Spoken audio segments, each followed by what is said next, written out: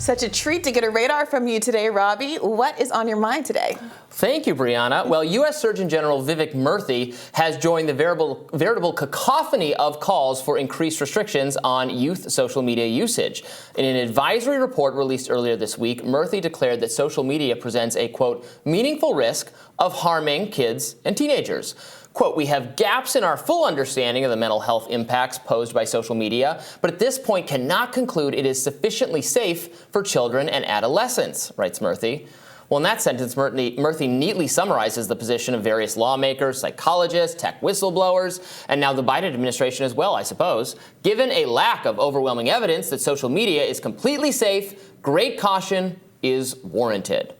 Look, it's not surprising to see a top government health official default to knee-jerk wariness. The COVID-19 pandemic has shown that federal health bureaucrats are willing to substantially disrupt the lives of millions of people on the operating theory that some public health intervention is needed. Indeed, top White House pandemic advisors like Dr. Fauci urge government officials at the state and local level shutter schools, force millions of kids to endure virtual learning and social isolation, even past the point at which most sectors of public life had resumed normal operations. Vaccines had become available. The Centers for Disease Control and Prevention still fought to keep masks on school children's faces, thanks in part to dubious scientific findings.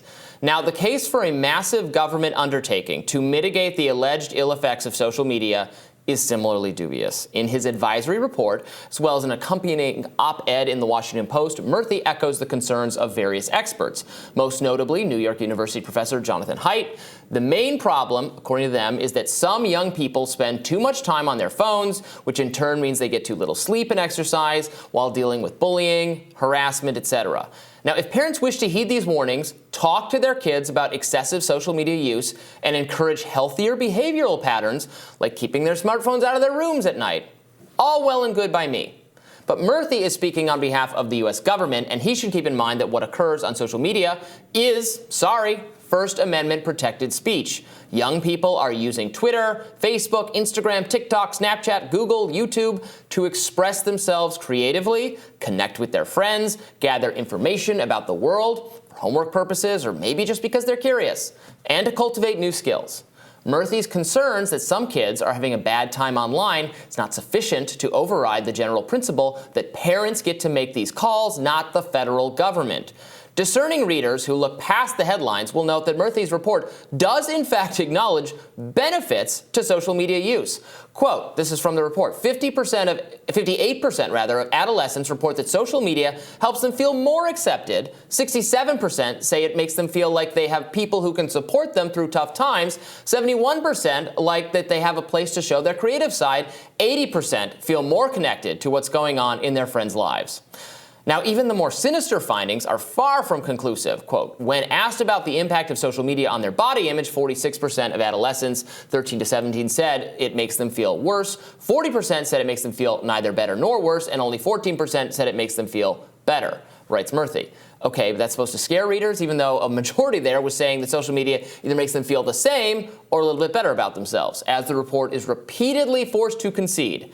The negative side of social media overwhelmingly centers around a narrow cohort. Teenage girls, not boys, girls, some of whom are made to feel worse about themselves due to social competition and being bombarded with unrealistic body images, something that is not at all unique to these platforms. Now, the harmed group is a subset of a subset, and the problem is not widespread across all social media, mostly confined to one specific website, Instagram.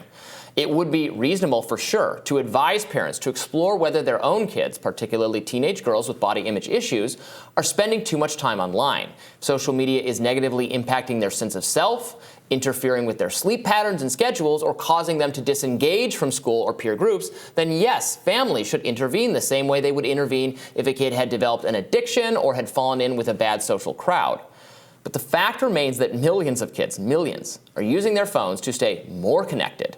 This was especially true during the COVID-19 pandemic when federal authorities shut down kids' in-person gatherings. Murthy's report ultimately calls for policymakers to, quote, strengthen safety standards and limit access. Well, suddenly depriving millions of young people of access to social media would not make them healthier. On the contrary, it would probably make them a lot more miserable. Yeah, it does feel concerning that increasingly problems that are very local and nature, so local that they're on the unit size of the family, are being elevated into these national issues, and either state level or federal level interventions are being proposed to remedy what are sometimes real problems. I think the fact that it's a relatively narrow band of people that have the most problems with social media, teenage girls, doesn't mean that's not a significant problem. But the question is, where are those solutions supposed to come from? And how are you supposed to administer those solutions in a way that will infringe upon the rights of others and, most importantly, the constitutional protections we all have in this country? And it is frustrating that there does seem to be this knee-jerk response that says it is just because we can kind of publicly or as a society, at a societal level agree that there's something concerning here, that becomes a motivation for some pretty authoritarian behavior. Obviously, we've seen this in the context of legislation that interferes with the parental rights of trans kids. We've seen this, as you pointed out, with the broad sweeping, some of the COVID regulations or legislation that were not well geared to actually preventing the spread of the disease, and that lasted much longer than they needed to. And now we're seeing it with these social media contexts. At the same time, I'm seeing companies try to get ahead of this. I've seen a lot of commercials recently of Instagram, et cetera, pitching themselves as having a lot of built-in controls that parents can use to limit their own kids' access to social media, which feels like a much healthier response to a known problem. But it does seem like they're doing that preemptively, in part, perhaps, because they're getting all of this pressure to have the control taken out of the hands of the parents, taken out of the hands of the company, and actually have rules about content imposed on a federal or state level. Exactly, because when a top federal health official like Vivek Murthy weighs in, what we know now from COVID is that the word of government health officials carries a lot of policy weight, that policies lock into place based on what they're saying. Montana just banned TikTok for somewhat different reasons, but a large part because of harm to kids, fear of harm to kids. Again, there is, I'm not denying that there's no reason to be worried. I have some concerns with various social media platforms for different reasons. But the science of how it's like affecting kids' brains and making them miserable, there's some science that supports that. There's some that very much doesn't. There's a lot of reasons to think mental health, self-described mental health rates among kids might be getting worse. One reason might just be that all people, including young people, are more comfortable talking about their mental health than they were decades ago. And also they and everyone else just went through a really horrible couple years where social media was, if anything, a crutch, if anything, an assistance to desperately lonely people.